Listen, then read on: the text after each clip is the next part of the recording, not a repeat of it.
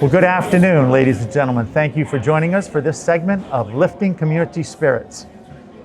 I'm your host, Fred Holly. I'm the event coordinator for Republic National Distributing Company in New Orleans, Louisiana.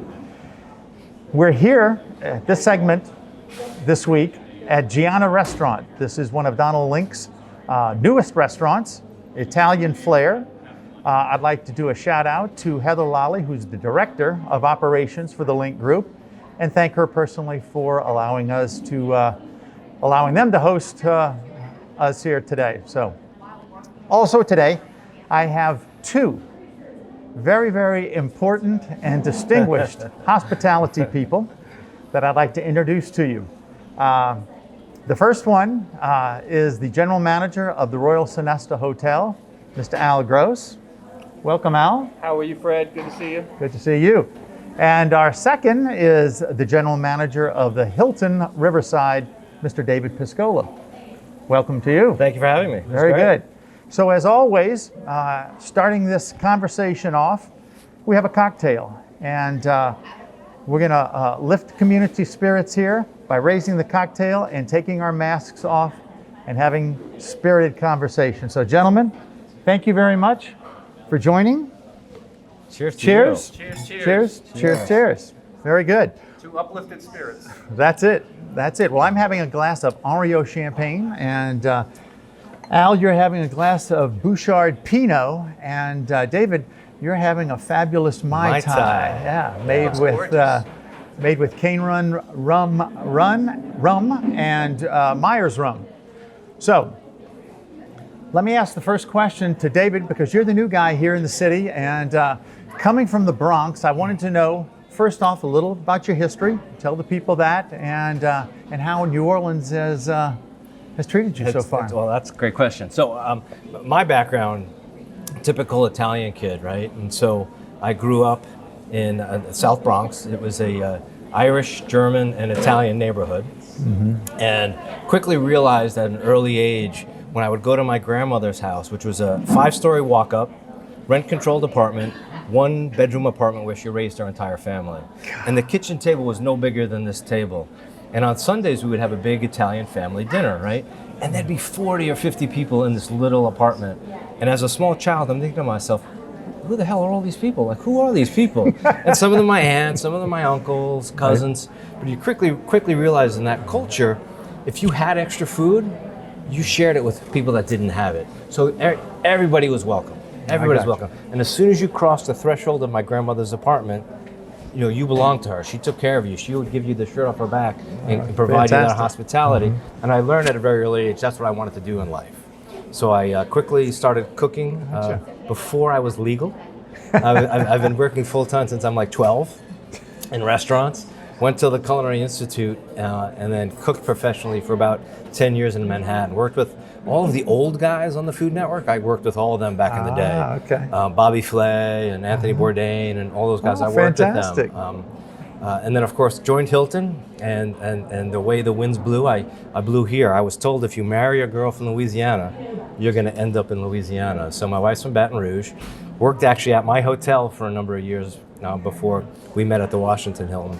So we've been here since 2018. And when I first came down here, and when I was still courting my then fiance, now wife, and I met her friends, I said to her, Lisa, why do all your friends talk with like a Brooklyn accent? I don't get it. I don't get this New Orleans accent.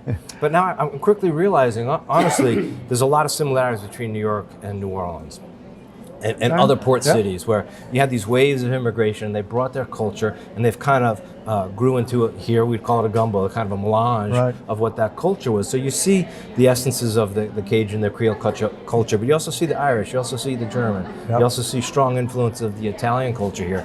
And a lot of this, the spirit is the same. And so I find that the people here have the really, really warm and welcoming spirit. And so honestly, it's like, even though I've only been here, I guess going on 3 years, it feels like home already, because everybody treats us like we're family already. It's been really amazing. Terrific. That's great to hear. Well, I know that the offer stands to be in the Italian American Marching Parade with me on the family Galata float. I know we got hijacked by the pandemic this year, but there's always next year. I can't wait. Well, good. And Mr. Al Gross, I have known you for at least 30 years. We've played basketball together at the New Orleans Athletic Club, and we have stayed in touch for all 30 years. So just tell us a little about your path, and I know that you went to Boston for a while, but I think your true love is down here in New Orleans. That's true. But first of all, let me just tell you, I'm also from New York. Right? Neighboring borough, I'm from Brooklyn. I don't know if David knew that. But I was born in Brooklyn, spent most of my adolescent life in Westchester. I went to, and my stepfather was in the restaurant business in New York, had several restaurant licenses in New York over the years, including the Russian Tea Room at one point. He was an owner. And so I really got it in my blood early. I went to Cornell University School of Hotel Administration and came down here really I wanted to be in the restaurant business at that time. And I came down here at that time. I actually went to the Royal Sonesta, and I started my first day doing things like peeling onions and peeling melons and cutting them up. And That's how you learned the business. and wondering why I spent 4 years in Cornell. But nevertheless, you have to start somewhere. And you know what? I would do it the same way, because working up from the bottom, you really understand how the business is formed. Worked my way up through the food and beverage department, and eventually got hotels in my blood, and then went to the room side. So I'm really an operations person that has, now I've been a general manager with Sonesta since the mid-90s, back at the Royal Sonesta on my second stint as of 2006. So, and have been through it all, so to speak. Terrific, terrific. Well, I have a question for both of you in regards to both of your hotels are nationwide and worldwide. Has there been any mandates come down corporately that you've had to institute, or do you have flexibility, or you want to institute? Yeah, I think that, within Hilton, obviously a big multinational corporation, and we take the current situation very seriously. We've always had really strong cleaning processes and training processes in the past, and they were all good. But I think with COVID, we kind of took them off and dusted them off again. And so we worked closely with the Mayo Clinic and with Dettol. They're the makers of Lysol. If you know, Lysol is the only product right now rated by the EPA to actually kill the COVID-19 virus. It's the only one thus far rated that way. And that's why I can't get it. It's absolutely true. It's absolutely true. We've locked in the market. So honestly, we are. We have a strong partnership with Lysol, Terrific. so we're getting that product. And so with the Mayo Clinic and Lysol, we've developed a whole battery of new processes and procedures. From the moment a guest walks in the door to the moment they leave. As an example, in their room, we've identified a new cleaning process. And part of that new cleaning process is we have identified 10 high-touch areas in the room that you're bound to touch. If you're staying in the room, you're bound to touch it. Yep. And we go through a whole cleaning process, and at the end of it, we touch those last 10 things with Lysol. And then we walk out of the room, and we actually seal the room. We actually have a room seal that will go onto that door, and you will be the first as a guest to break that seal and open that door and know fully well that it's been cleaned and sanitized for your needs. But in addition to that, that's all the front of the house, and you'll see that. The guests will see that. Right. But there's a whole battery of training programs and pre-shifts and videos and computer-based trainings that really help our team understand how they need to operate and how we can make sure that our guests are not just taken cared for, but they truly are receiving still the Hilton hospitality, because it's really tough to deliver hospitality through a mask. So we have to have all new training processes and how we still deliver our Hilton values, despite the COVID-19. And so that's been a whole process. It's been, they're mandates because we want to make sure that every one of our properties fulfill them. But within those mandates, obviously, each local jurisdiction is going to have nuances. Right. And we have to work within those nuances to make sure that we're meeting each local jurisdiction's needs. I got you. Very good. Al, what about yes, the well, Sonesta? we are a smaller company, but yet we are equally as committed as Hilton is towards safety. It's Stay Safe with Sonesta is our program, and it is instituted throughout the Sonesta chain, and we take it very seriously. From day one, we have been committed towards providing a safe experience, not only, as David mentioned as well, not only for our guests, but for our employees. Our employees that came back were very, very interested in making sure that they were safe. Yeah. They were happy as can be that we were instituting mandatory masks and enforcing it for our guests. which is thank which is you. not That's great. easy to do because some guests, as we've read about, just don't want to do it. But we take a hard line and we make sure that they do. We have also elaborate housekeeping procedures. We also seal the door. We leave the room for 24 hours after a guest leaves out, and nobody goes in there for 24 hours before we even clean. We separate the dirties from the clean. We do all the things, the high touch points, the whole 9 yards we do in our public space as well as in the front of the house, but also in the back of the house. We do temperature testing. We do, some people are doing it, some not. We're doing it. We're doing an attestation every day when an employee comes to work. They have to attest to the fact that they have not been around anybody, they have not been exposed, that they don't have a temperature, that they feel okay, that nobody in their family is sick. They need to attest to that so that we know coming in that at least they've said to us, hey, we, to the best of our knowledge, we have not been exposed. And if they have been and they leave, we have a policy we pay them for 3 days. They have to quarantine for a certain period of time, come back with a doctor's note. All trying to keep everybody safe. That's very, very important. I'll say on top of that, in addition to each of our company's policies, we're both on similar boards. We're both part of the Correct. Hotel Association. Right. And as far as the Hotel Association here in New Orleans, we're a very close-knit group, right? And so we've been working strongly on combining all of our efforts to make sure that we're all following similar processes. So not only is my hotel safe and his hotel safe, sharing. but all the hotels are Sharing safe. best practices. Absolutely. Well, Sharing the best whole idea is practices. to get that message out to that New Orleans customer, Right. and to that New Orleans group that eventually can come here. Right. That, when they come here, they will be safe, and no Yeah. matter where they go. So that we're committed to it. So that when they, because some people are still squeamish about traveling, squeamish about Sure. this. So we have to work at having guests have that comfort to know that when they come to New Orleans, they're going to be in a safe environment. Very good. Well, I do believe I was remiss in the very beginning not to mention the fact that Gianna is open Wednesdays through Sundays from 5 to 9. And of course, you can come here and enjoy some tremendous Italian Smells flair. awesome. And Yeah. so, That's great. Thank you. You really helped my dig diet. I in, dig appreciate in, it. dig in. The So, Italian guy gets There the you go. meatballs. Absolutely. so the next question I have would be in regards to, occupancy rate. I know it's down right now, and that hopefully is going to be temporary. How, Thank you. as general managers, can you plan a month to 3 months out to be ready if we go into a phase 3 and a phase 4? Wow. Employee-wise, how can you set that up? I'll say, we made the difficult choice to close the hotel and suspend operations on March 23rd. From March 23rd until when we reopened, which was July 9th, I probably modeled about 20 different reopening scenarios. And that was full P&Ls, full labor loads, down to the position level, who we needed back, how we needed back, what will reopen, what won't reopen, when will the health club come back, when will the pool open, all these different scenarios. Like I said, we did about 22, 23 of them. Right. When we reopened, it wasn't even one of those scenarios. And so That's generally how it shakes out. I mean, I think what we've all learned was you got to have patience, because we don't know what we don't know, and the situation changes every day.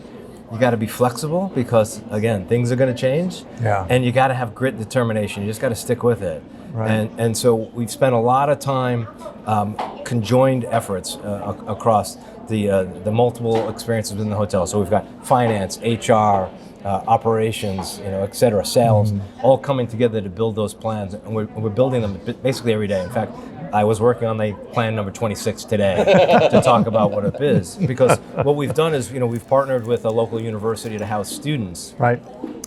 for their fall and spring semester. And, that wasn't, originally in our wheelhouse. It's a completely new experience for many people, though we housed Dillard after Katrina, when their dorms were damaged in Katrina. So we've got some experience, but that's new. So we're working those models again. But I'll tell you, Fred, every day it changes. It literally changes. Right.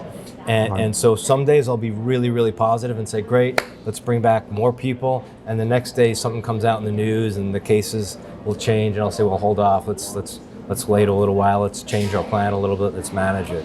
So Right. flexibility is the name of the game. Goodness gracious. Al? Well, all of the above, that things are changing constantly. We've looked at different scenarios as well.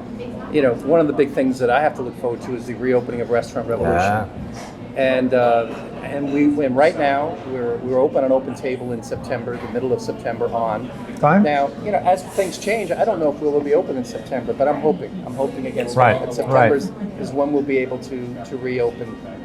And of course, one of the main goals I have is to try and secure as many jobs for the people that we had to lay off. We want to bring those people back. That's the first priority. I want to make that clear to our audience as well, that we want to secure those jobs for people. Yeah. But, you know, I call upon a little bit of my, I hate to say this, but my Katrina experience. It's a totally different thing. Totally different, but Totally still. different thing, but the emotions sometimes are the same. Right. Those emotions Right. of, you know, when are we going to get through all this? You know, the kind of the despair you see. Are in we going to people. come back? Are we going to come back? I remember How is that. this going to work? And you know, it was kind of the same thing when we came back, and then when we had to rebuild, department by department and react to what was going on in the city and what was going on in the area and in our business. And it'll be the same. That will be similar, I think. Right. We'll have to react. Of course, the circumstances will all be different, but we'll have to react to what's going on. And I think we'll be able to do that. And quite frankly, I think the entire hospitality business of New Orleans, as David was talking about, the Hotel Association, also the restaurants, and we've got a resilient bunch that is ready to get back in If business. there's any group that can do it, it's this group. It's Yeah, this group. absolutely. Well, let me And just throw this we in can do now. I know I interviewed Ian McNulty, Times-Picayune Yeah. food writer, 2 Yeah. weeks ago. And his comment when I asked him the question, can we come back and how much? He said, well, if any city can come back Yeah. because of the New Orleans culinary and beverage culture that we have that's ingrained in all New Orleans, we'll be the first to come back. Yeah. We'll be the strongest to come back. And certainly, you know, I think that was a wise statement, and I truly believe that. So I want to jump ahead because you had mentioned Revolution, and I was going to ask both of y'all this. Being worldwide chain like you guys are, you both have local restaurants. Drago's at the Hilton and Revolution with John Foles at the Sonesta. Have they committed to come back? Oh, they're chomping at the bit. I can tell you, I talked Good. to Tommy Stanovich, Right. the owners of Drago's. They're very much. Of course, their other stores are operating, both their Metairie store, their Jackson store, the Baton Rouge store, Right. the Lafayette store. And so we're very much committed to opening. And our store is a little bit different in that it's heavily reliant upon, while it's a local restaurant and gets local customers, it's heavily reliant upon the core of the hospitality community to come back. So once all that comes back, I would expect that restaurant to reopen quickly. I can't tell you, it's heartwarming and sad at the same time. How many people are pressing their little faces against the glass saying, when are those great char-rolled oysters coming back? I mean, literally every day, there's people wanting to see if we're open. And so I do. we've talked to Tommy. We're probably going to, much like everything, we're going to take it in phases. So we may open, what we call Drago's Light. And so we're going to hit some of the core menu items that are really important to guests. And Right. for Drago's, it's the char-grilled oysters. It's the number Right. one seller on the menu. It represents about 30% of our food sales Wow. in the outlet. And so we're probably going to bring back limited staffing and open it up in stages until we're 100%. But there's absolutely no reason that we wouldn't open, and there's no talk whatsoever, whether it be from my owners or from Drago's. For corporate or anything as Nothing. such, because that's certainly, Nothing. a strong point of New Orleans is having local businesses. And Al, John Foles, he's ready to go? I was visiting with John Foles at his home just about 3 weeks ago, and we were discussing this. We're on the phone at least once a week, talking about when and how we're going to do this. He's committed. The Sonesta's committed. It's just a question of timing, and it's a question of Right. it's a question of COVID. It's a question of getting through this and getting through the obstacles that are standing in our way. And we all know that they've been, quite serious. We have to promote being safe. We have to promote getting through this, and being safe is the way to get through this. Right. We got to help the mayor. We have to help the governor and the officials in our state, in the city, to get through this and help them, so that we can get to the point where then we can all get back into business and be that thriving New Orleans that we all love. We're such a social group here in New Orleans. I think it's part of the culture, it's part of the DNA. I could feel there's just this pent-up demand to get out. And I think as soon as it's safe to do so, and as soon as it's the appropriate time, we'll reopen it and the people will come back. There's no doubt in my mind. When phase 2 started, there was a little bit of activity. Not a ton of activity, but a little bit of activity. Right. And I met several guests that came back that were our former guests, and I talked to them in the lobby, and they just were chomping at the bit to get back. And the fact that, and they knew that they were coming back to restricted times, restricted things to do, yet they just couldn't wait to get back to New Orleans. I think there's a lot of people like that. Yeah. Right. There's a lot of people like that. And I think New Orleans represents a little bit of an escape for people. And so I think they really want to come back. Well, to dovetail into that in regards to events, both of you have event space. You got a whole lot of event space. I think I've done more events in my 15 years doing events for Republic at the Hilton than ever, and I haven't seen it in a while. Some of those with you. That's right, that you have. And so, how do you see the event business, and will it change corporately? Because we have so many 501c3s here that do fundraisers, local Gala events versus the versus the corporate. How do you plan on dealing with that? I don't know about Al's experience, but I know those local events want to go forward, right? For those charitable events, it's a big fundraiser for them, right? And so they're absolutely motivated to do it. It not only is it a fundraiser for them, but there's groups of people that have been doing it for years together, right? Right. And they're committed to whatever that organization is, whatever that cause is, and so they want to do it. It's not a matter of whether they want to do it. It's a matter of what are the current restrictions in place and what allows them to do it. And on a corporate side, there's a little bit more of a risk-reward factor that people take into account of, as a business, do I want to force my people to travel and go to and attend the meeting in this current environment? And I think that's a little bit more iffy, And so we do have some events planned. We actually have a series of 500 people events broken up into separate rooms. Oh, wow. Coming up 2 weeks from now. So it'll be over the course of 3 days, it'll be over 1,500 people, which will be really great to see. It'll be really great to do again. Yeah. And there are groups out there that are really hanging on. They want to come. Right. They want to do their events. It's a matter of will they be allowed in the current restrictions. And so right now we're limited to 250 people gatherings in hotels and meeting settings. Not a social gathering, but for a meeting setting, we're limited to 250. So we're hoping to expand that. Obviously, we were really hopeful that things were moving in the right direction until recently. So we were hoping to be further along. Yeah. And so with having the governor announce, I guess yesterday, that we're going to remain in phase 2 for another 2 weeks, is disappointing, but it's going to occur, right? And so, I've been chatting with a lot of our local Mardi Gras crews, right? Mardi Gras, it's early next year. It's coming up early. You always have a ball or two, for sure. Absolutely. And so, we're talking about, how do these events occur in the new post-COVID world, and what are the restrictions will be, and how will we handle it? So we have much, as we do on the room side, we have a whole what we call event ready, which is how we handle events from a COVID perspective. Very detailed. Again, supported with lots and lots of scientific evidence, lots of support materials, training, et cetera. But it's a matter of, can we do it? Are we allowed to do it in the current restrictions? I think that's more of what's holding us back than people's willingness to meet. See, what a lot of people don't realize, and misperceptions that I've seen out there in the community, is that there's really a difference between a meeting and a gathering and an event. Yeah, great point. And a festival, et cetera. I'm not talking there. An event like a wedding is still like a meeting. What is the difference? You know how many people are coming. Right. You know when they're coming, and you can do the planning ahead of time. And you know who's coming. And you know who's coming. So you can do your planning ahead of time, and you can separate people, social distance, separate the things, how they enter, how they exit.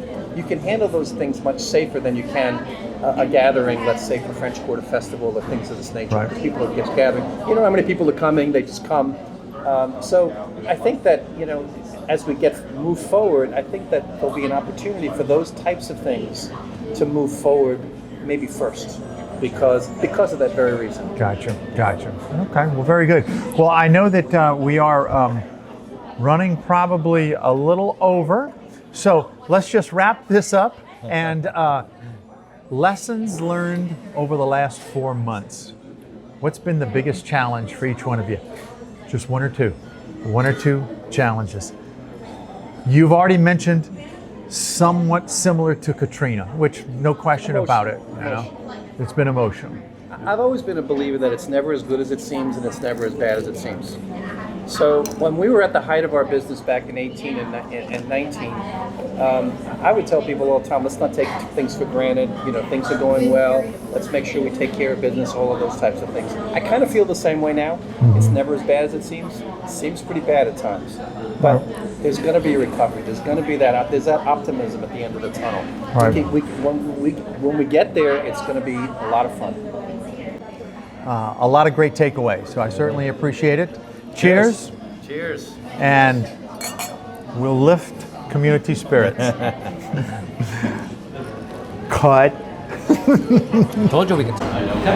All right. My name is Brendan. We're at Gianna here in the Central Business District of New Orleans. Today we're going to be making a Mai Tai, which is a rum-based cocktail. It's got white rum in it and then a dark rum floater on top. We're going to start. Cocktail shaker. 1.5 ounces of light rum. Whatever rum you like, really. Nothing too strong flavored because the flavorings are going to come through these other ingredients. The sweetness is going to come from orgeat, which is an almond liqueur. I'm going to do 1/2 ounce of that.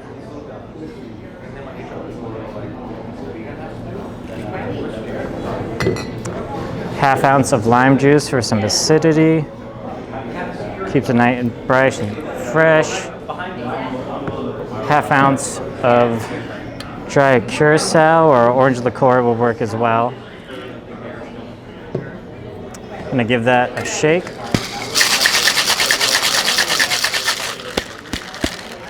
Nothing too crazy. Fill your rocks glass up with some ice.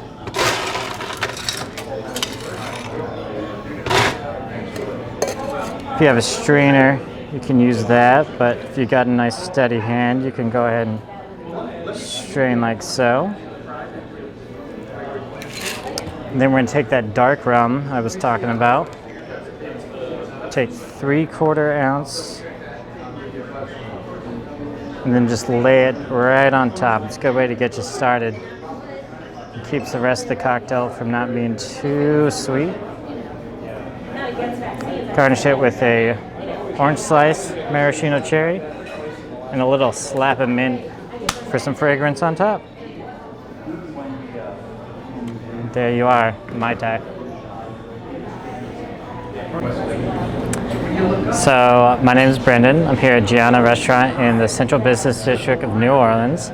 Today we're going to be making our house martini, a simplified home version you can do with just a few ingredients wherever you are. We're going to be using a nice vodka like Buffalo Trace's Wheatley vodka right here. Cap Course, which is an aromatized wine or aperitif wine, somewhat like dry vermouth or Lillet if you have that around the house.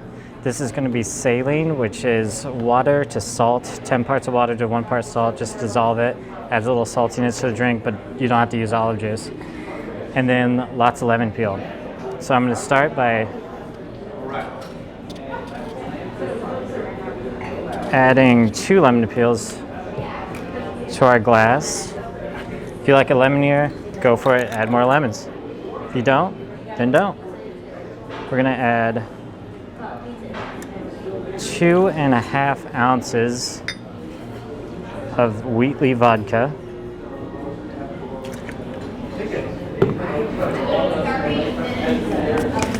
Quarter ounce of our aromatized wine. We use the Sicilian one here.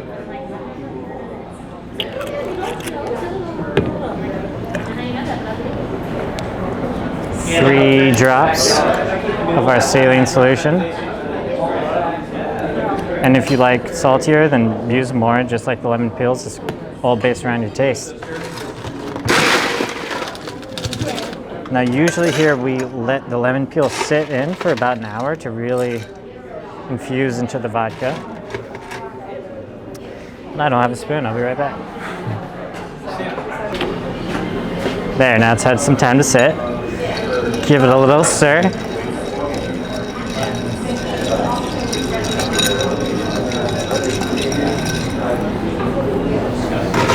And then we'll strain, which I forgot.